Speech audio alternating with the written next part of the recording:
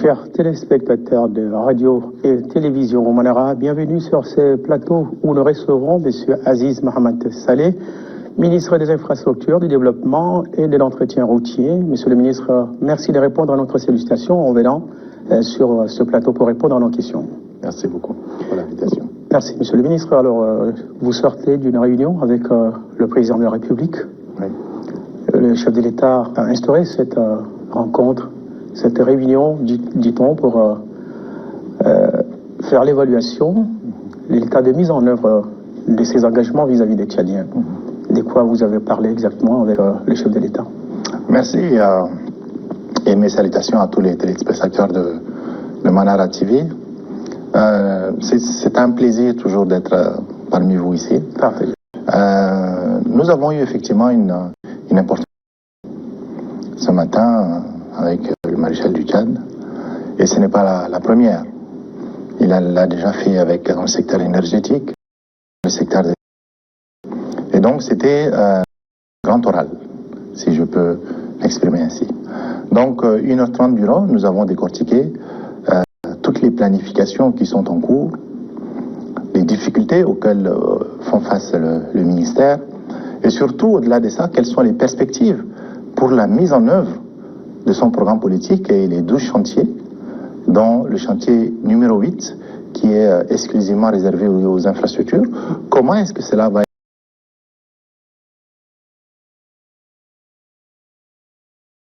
Qu'est-ce qu'on va changer de telle sorte que les routes de demain soient différentes de celles d'aujourd'hui, pour ne pas dire mieux, qu'elles soient adaptées au contexte climatique, économique de la zone. Donc on a fait le tour d'horizon et ça a été...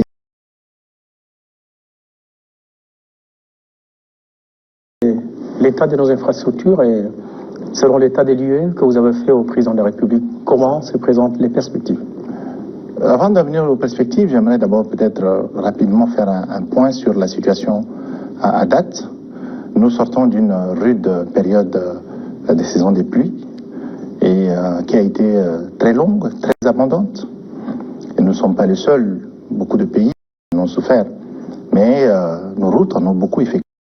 Pas seulement nos routes, y compris nos ouvrages d'art. Je voudrais aujourd'hui avoir une pensée aux gens du monde de l'âme, au niveau ici de Hamfianga, de Pala, de la route à Béché-Oumhagar. Il y a eu même des fractures d'un certain nombre des tronçons routiers, de tronçons qui se sont fracturés en deux. Et donc, on a fait du colmatage pendant cette période-là, pour qu'il y ait une continuité de la circulation. Et donc, nous avons présenté de façon globale. L'autre élément et que nos téléspectateurs doivent aussi savoir, c'est qu'il est de coutume qu'en période de pluie, il y ait un arrêt des travaux. Parce que le bitume n'aime pas l'eau. Ça, c'est un secret polichinelle. Et donc, nous avions fait ce stop de 4 mois. Et donc là, nous avons un plan de reprise. Nous avons proposé au chef de l'État le plan de reprise de toutes les infrastructures, d'autant plus que nous sommes rassurés et confortables, parce que le chef de l'État, il y a 10 jours, a instruit le règlement de tous les arriérés. Pas moins de 151 milliards, je le dis bien, 151 milliards, ont été payés dans le cadre du domaine des infrastructures. Et donc, fort de ce fin de saison des pluies, doublé par le règlement de tous les arriérés, il faut maintenant faire un plan de reprise. Donc nous avons fait un plan de reprise, pour juste vous citer un peu les paiements qui ont été faits. Sur Djouman Lai, c'est pas moins de 7 milliards qui ont été payés.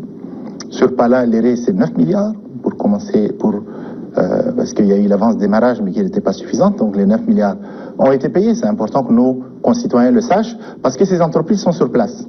Et le meilleur contrôle citoyen, c'est d'abord les gens sur place, les autorités locales, au-delà des missions que l'on va envoyer pour le redémarrage. Je crois que c'est important que les gens sachent. Ungura Djamenabala Lati a été payé, Durbali Massinga, il y avait un certain nombre également d'arriérés. Mongo Abdeya, qui a fait un double tronçon avec aussi bien CGCOC que Arab Contractor, ont été payés. À Béché, Oumhagar, là où il y a cette fracture, puisque maintenant il faut reprendre une partie de la route, a été payé. Un certain nombre de kilomètres de voiries urbaines sont en cours. 10 km à Bongor, 20 km à Mongo, 20 km à Ambiaras, 20 km à Faya. Tout cela a été réglé. Au niveau de Douba, au niveau de N'Djamena, nous avons 100 km de voiries qui sont en cours. Je voudrais citer l'avenue d'Umro, je voudrais citer les voiries urbaines au niveau de Gassi, à Farsha, une quinzaine de kilomètres, le boulevard de 60 mètres, qui est un très grand boulevard au niveau de Diguel, un certain nombre de pistes dont les projets étaient en cours ont été payés, les pistes d'Abtiour au niveau du Guéra. Donc tout ça, c'est pour dire l'engagement du chef de l'État à travers les infrastructures. Et ça a été dans le cadre de sa conclusion de cette réunion. Il a dit le développement passe pour un grand pays comme le nôtre, enclavé par les infrastructures. Donc il tient à son programme politique, il tient à avoir une vision claire qui épouse ce plan qu'il a décliné au peuple tchadien, qu'il l'a épousé, et qui souhaiterait que le ministère, le gouvernement, soient en phase avec sa vision de mettre en œuvre des infrastructures de qualité, avec un certain nombre de dispositifs normatifs. Nous avions parlé par exemple de l'idée d'une mercuriale des prix. La mercuriale des prix, ça voudrait dire en fonction de la zone de construction de la route, nous devions déjà plus ou moins avoir une idée du coût du kilomètre au kilomètre. Et donc, c'est un certain nombre d'enjeux majeurs, toujours dans son franc-parler. Il nous a dit là où ça allait, là où il espère un peu plus de suivi, un peu plus de rigueur. Il a interpellé sur la question de la bonne gouvernance. Et il a aussi interpellé pour dire nous sommes encore l'un des rares pays où nous faisons supporter par le budget de l'État les infrastructures. C'est plus des pratiques qui se font dans beaucoup de pays.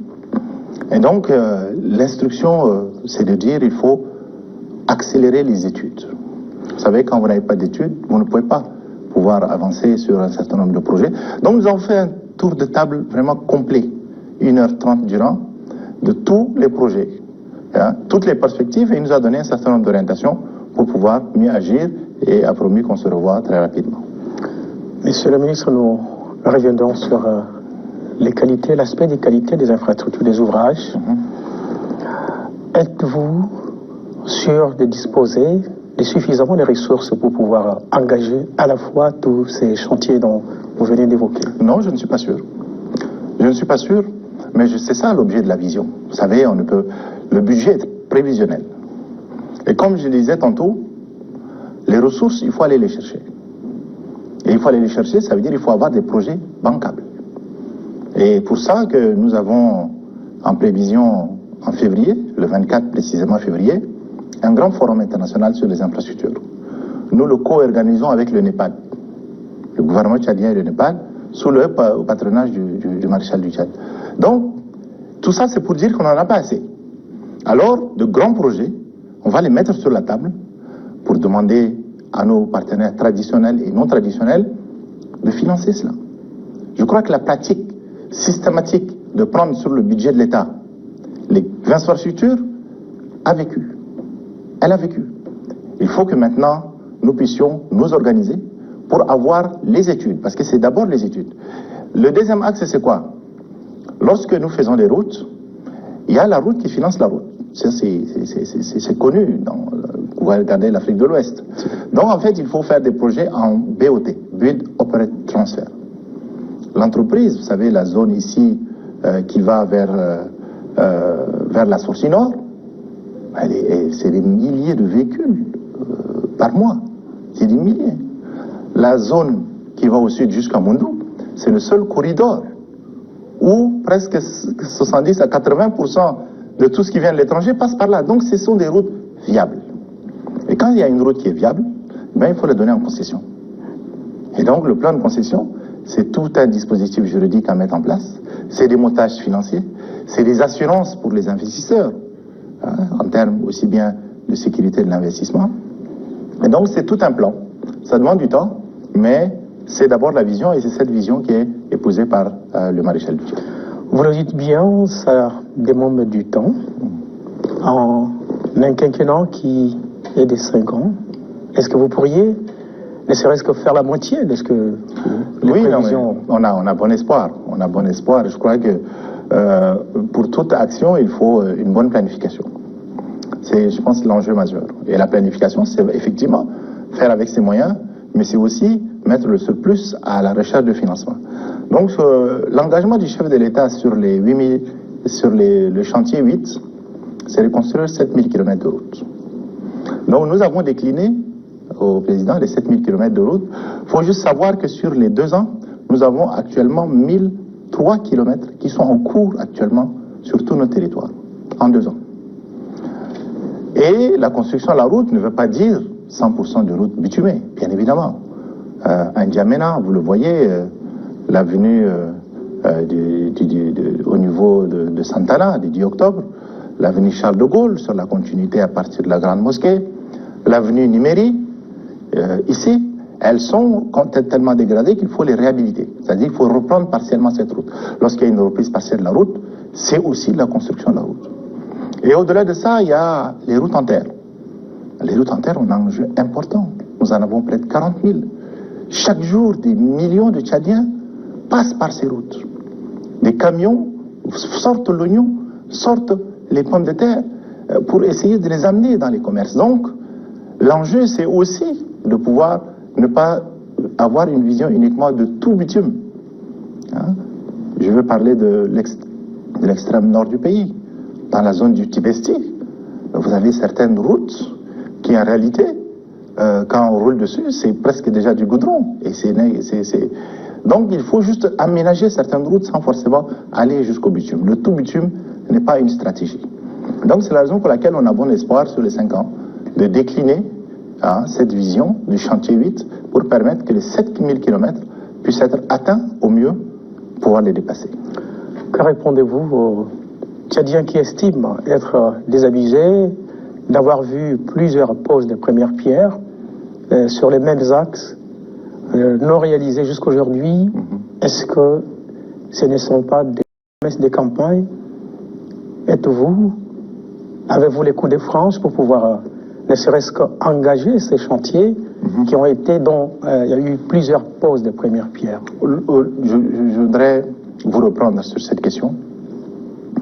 Il y a, de toute façon, dans une pratique politique, l'apprentissage de ses erreurs. Et je pense que la période de transition l'a démontré. Le président de la République n'a pas posé une pierre en 3 ans et demi. Il n'a pas posé une pierre. Donc c'est un dessein. C'est un dessein, c'est une réflexion. Ouais. Et il nous le dit. Il nous le dit pour preuve lorsqu'on a lancé un certain nombre de projets qui ont déjà commencé. Il veut voir la fin. Il veut venir lorsque la route est déjà terminée. Il ne veut pas poser de pierre. Je crois que c'est un changement de méthode de gouvernance qui est tout à son crédit pour essayer d'apprendre de nos erreurs et essayer de trouver des solutions concrètes. Les Tchadiens veulent voir du concret. Et la campagne est passée. C'était le présidentiel. C'était là où on aurait pu peut-être vendre encore des rêves. Mais là, en réalité, c'est... Et quand je lis ça, Djoumanmaï, Lai, Palarere, Ngura, N'Djamena, Blala, Durbali, c'est pas des poses de première pierre, c'est des routes en cours de construction. Ceux qui habitent dans ces provinces le savent. Mongo Abdea, on est à 25-30% déjà d'avancée de cette route-là. On est parti visiter toutes ces routes. Les voiries urbaines d'Amdiaras, c'est du concret. On a encore eu les images hier. Au niveau de Bongor, là, Gelendeng, Bongor, pour ceux qui viennent de faire la route il y a quelques jours, il y a un changement radical. Et là, c'est un projet avec nos partenaires, la Banque mondiale, la BEI, qui sont en train de... Donc, je crois que nous sommes en train de prendre la mesure des instructions nouvelles qui sont données par le maréchal, de telle sorte que nous puissions aller dans des objectifs qualitatifs et que ce soit des choses visibles. Oui, pour parler des objectifs qualitatifs, les Tchadiens se plaignent de la qualité de nos ouvrages réalisés qui ne durent pas. Et ils disent même qu'il y a des infrastructures dont à peine on a fait la réception technique et on constate qu'ils se dégradent. Ces infrastructures se dégradent. Qu'est-ce que se dégradent? Avez-vous la certitude de garantir la qualité de ces ouvrages ou avez-vous tiré des leçons à partir de la qualité de ces anciens ouvrages pour pouvoir donner des infrastructures de qualité aux Tchadiens? À vrai dire, je pense qu'il faut, comme je disais aussi tantôt, il faut apprendre de ses erreurs. Et nous sommes tous comptables de ces erreurs, bien évidemment. Il y a eu un certain nombre de projets qui ont été plus politiques que techniques. Ça, il faut le reconnaître. Ça veut dire que c'est un engagement et il faut le faire vite. Et lorsqu'on veut faire vite, parfois on ne fait pas d'études. Nous avons un certain nombre de projets qui ont été faits sans études. Ça, il faut le reconnaître. Et c'est pour ça que je dis qu'on apprend de nos erreurs. Je vais citer juste un seul exemple. Le président de la République, lors de ses passages dans le cadre des différentes provinces, avait promis, par exemple, un projet phare qui est Nguri-Monde-Mao. C'est le bitumage de cette route et 20 km de voirie urbaine à Mao. Et bon an, mal an, on s'est rendu compte que nous n'avions pas les études. Alors que c'était quelque chose qui était budgétisé pour l'année 2024. Lorsque même j'ai été à Mao, et j'ai même eu le plaisir d'échanger, y compris avec le sultan de Mao, pour lui dire, mais sultan, effectivement, c'est un projet important. Est-ce qu'il faille prendre le temps et bien le faire, ou faire vite, avec les risques que cette route se dégrade au bout de quelques années? Et à ce niveau-là, le choix est clair. Le choix est clair. Il veut que cette route fasse au moins 30 à 40 ans. Pour les générations qui viennent, on fait une route pour les générations, on ne le fait pas pour l'immédiat. Et donc, nous sommes tous tombés d'accord, malgré qu'il y avait un budget, une ligne budgétaire pour 2024, pour faire cette route, nous avons décidé de la décaler pour 2025. Ça, il ne faut pas engager pour engager. Et les voiries urbaines, on a eu raison, parce que les saisons de pluie sont venues, et c'est des ravins qui se sont ouverts à Mao. Et donc, imaginez qu'à ce moment-là, nous ayons des routes qui étaient là, elles auraient été emportées. Donc, nous faisons actuellement une étude spécifique sur la question des ravins, pour voir quelles sont les routes au niveau de la voirie urbaine de Mao, où il n'y a pas de risque à ce que le goudron puisse les emporter dans les quelques années. Sinon, ça sera notre responsabilité. Et donc, c'est cette démarche-là qui fait que nous souhaitons avoir plus de durabilité en prenant le temps de pouvoir mieux monter nos projets. C'est bien, c'est noble comme objectif, monsieur le ministre, mais il y a des pratiques qui ont contribué à donner des ouvrages aux Tchadiens, pas des ouvrages de qualité, je veux parler des pourcentages, des 10%, des 20% qui sont concédés dans un certain nombre de bureaux exigés par certains agents de l'État pour faire avancer les dossiers. Et en général, les entreprises essayent de calculer toutes les sommes concédées dans les circuits et dans la réalisation des ouvrages. Il y a ça se ressent sur la qualité. Avez-vous les coups de France, monsieur le ministre, pour influer sur ces fonctionnaires qui sont dans les bureaux, mais par leurs pratiques qui portent atteinte à la réalisation des qualités de ces ouvrages, monsieur le ministre? C'est une responsabilité collective sur cette question. La question de l'éthique et de la déontologie, nous en avons parlé ce matin avec la réunion avec le chef de l'État. Et je crois que c'est la base de la crédibilité pour demander l'intervention des partenaires extérieurs. Pour que la Banque mondiale, la BEI, l'Union européenne, la BAD puissent prendre en charge un certain nombre de projets bien ficelés, il faut qu'à notre niveau, nous soyons le plus irréprochable possible. Ça, c'est je crois, mais ça se construit. Ça se construit par l'exemplarité, bien évidemment, mais ça se construit aussi par le fait que les entreprises elles-mêmes, personne ne les oblige. Vous savez, la première règle, c'est d'abord lancer le plus possible d'appels d'offres. Et même là aussi, il se peut qu'il y ait des jeux, bien évidemment, mais il faut aller dans le plus en plus vers les appels d'offres. Le chef de l'État, le Premier ministre, il y a 3 mois de cela, ont instruit tout le gouvernement à ce que toutes les procédures soient par appel d'offres, sauf exception. Et effectivement, avant, c'était l'inverse. Il fallait d'abord que tout se passe par appel d'offres. Nous venons encore de lancer un appel d'offres il y a encore quelques jours.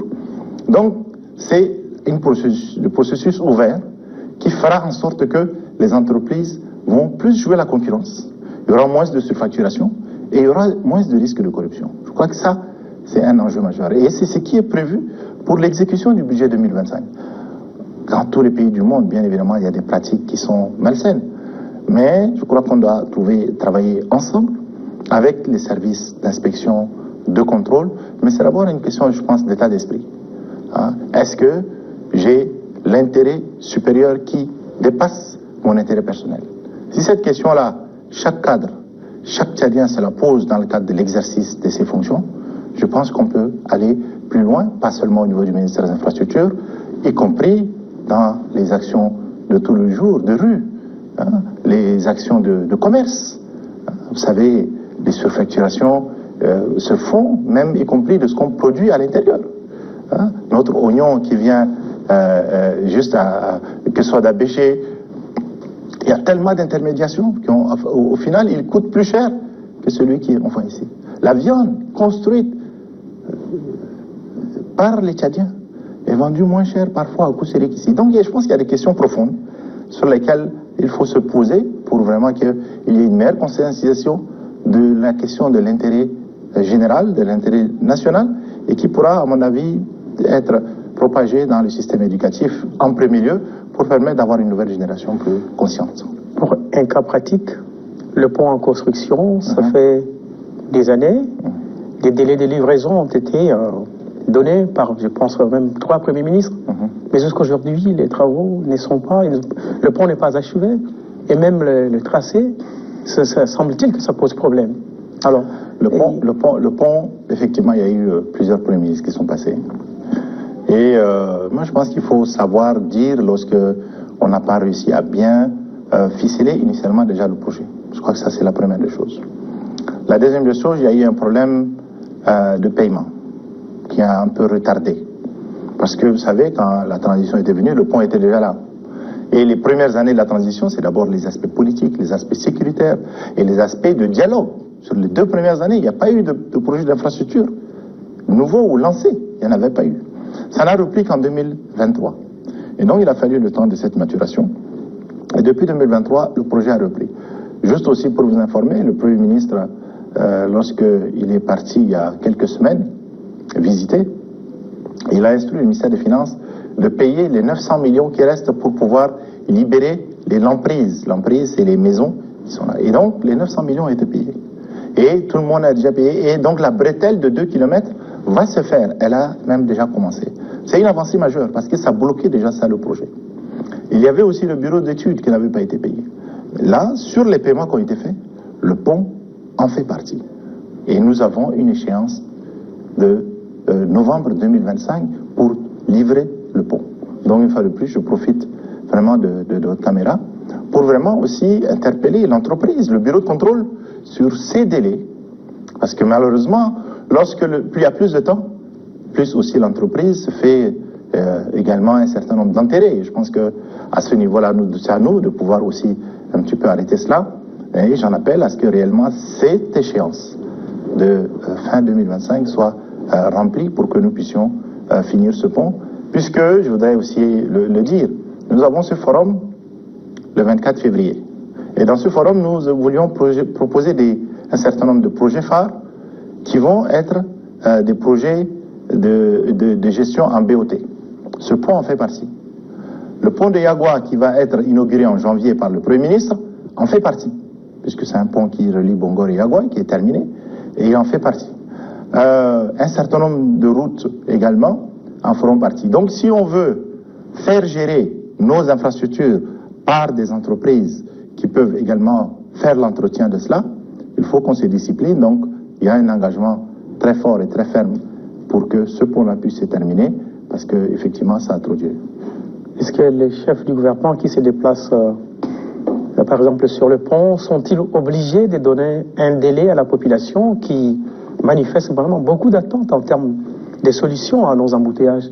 Ne peuvent-ils pas aller visiter le pont sans se prononcer sur le délai de livraison? Parce qu'il y en a eu 3 qui ont annoncé que le pont sera praticables ou bien déjà livrés à telle période, mais ça n'a jamais été résolu. Est-ce que ça ne pose pas atteinte à la parole publique? C'est ça. Ce n'est pas moi, ministre, qui vais remettre en cause les faits et gestes ou les dires des premiers ministres, qui sont mes chefs. Libre à chacun de faire sa communication en termes... Ce qu'il y a, c'est que nous avons un certain nombre d'engagements contractuels. Nous avons des règlements à faire, ils ont été faits. Nous avons un engagement ferme des plus hautes autorités pour la finalisation, parce que, en réalité, effectivement, c'est une question de pouvoir fluidifier une bonne partie de la population qui passe par cette zone nuit et jour et qui parfois est bloquée 2 à 3 heures sur déjà l'ancien pont qui a à peine une dizaine d'années. Donc je crois que c'est cette volonté-là. Et cette volonté de désengorger fait que le chef de l'État a même instruit, il y a une étude pour même un 3e pont au niveau de Farcha, il y a un autre 4e pont au niveau de Mandjafa, avec le nouveau stade qui va bientôt également voir le jour. Donc je crois qu'il y a toute une politique infrastructurelle. Ça prend du temps, ça prend une meilleure organisation, une meilleure planification, mais je pense qu'avec la volonté, on y arrivera. Si je me rappelle bien des déclarations de votre collègue ministre des Finances dernièrement pour défendre le budget devant les conseillers, il avait effectivement donné l'information comme quoi toutes les entreprises qui avaient commencé les travaux des chantiers ont été payées. C'est ça. Et les travaux étaient juste arrêtés parce qu'il y avait la saison de pluie. C'est ça. Mais la saison de pluie est terminée, il y a quelques moments déjà, mais on ne voit pas les chantiers. Mais, ici, il y a déjà... Non, mais vous donnez le mauvais exemple. Un arrêt de travail demande un plan de reprise. On ne dit pas venez commencer.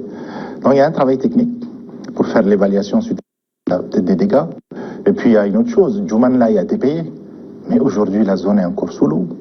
L'entreprise ne peut pas encore commencer, malgré que cela a été payé. Donc en réalité, les situations sont contextuelles et il y a un travail et une volonté forte de reprise. Parce que quand vous payez, l'entreprise n'a plus aucun argument. Donc tout est payé. Les entreprises, chacune a fait son plan de reprise. Au niveau de N'Djamena, des entreprises ont déjà effectivement repris, mais il faut une planification. Nous avons 100 km. On ne peut pas lancer les 100 km en même temps. Il faut une planification et cette planification qui est en train d'être faite. Est-ce que dans certains cas, les marchés n'ont pas été attribués par complaisance?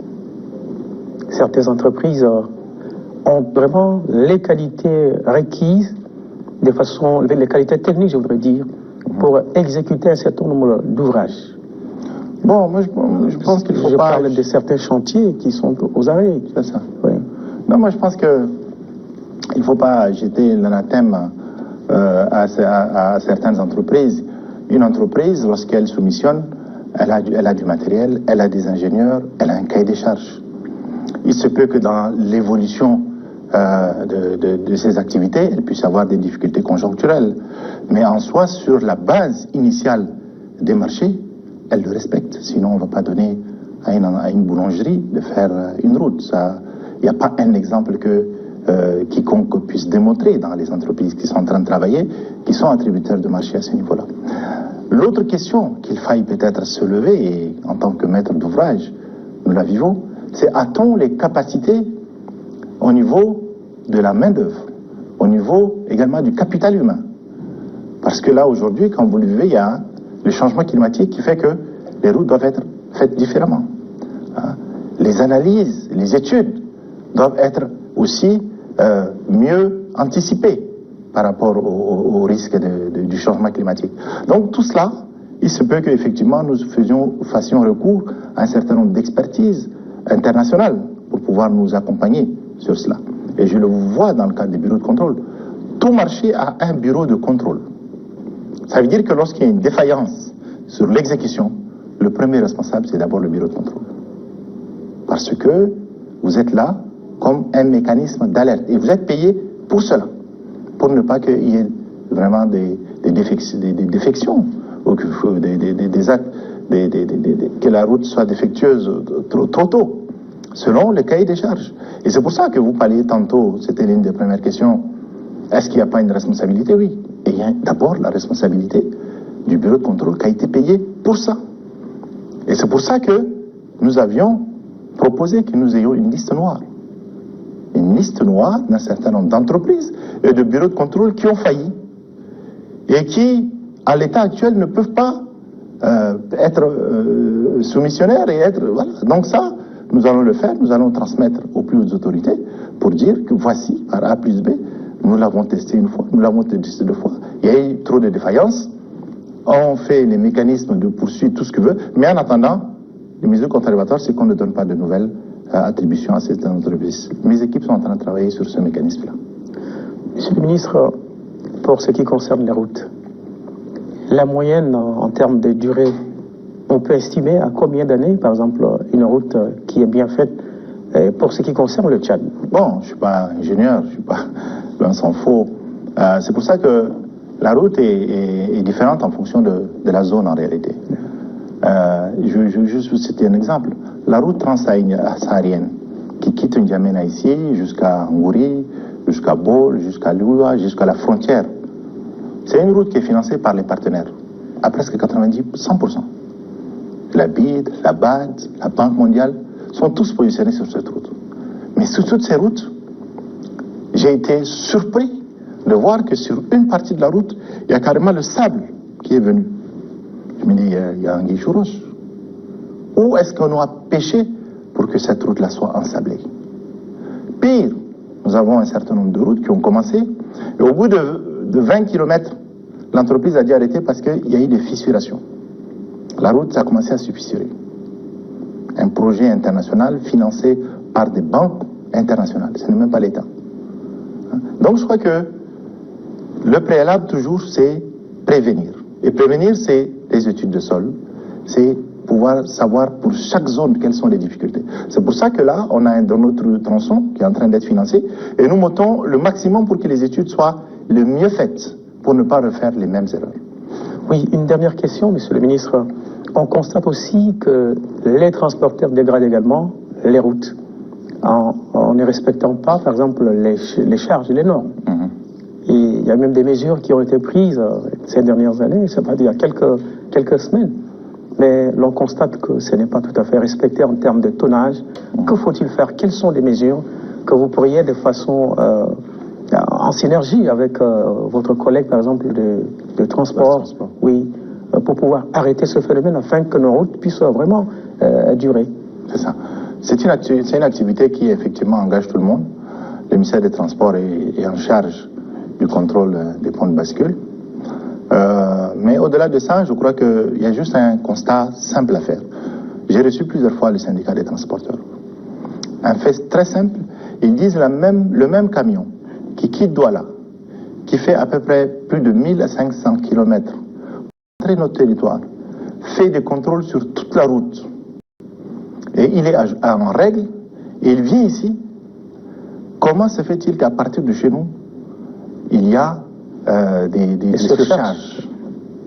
Il y a des entreprises, il y a donc des camions qui, c'est quand ils rentrent sur notre territoire, c'est à partir de là qu'ils complètent un certain nombre de charges. Donc ça veut dire que c'est d'abord la responsabilité de l'État, de façon intersectorielle, à mettre des mécanismes de prévention. Et les mécanismes de prévention, mais aussi de gestion. Et là, je vais vous donner juste un seul exemple.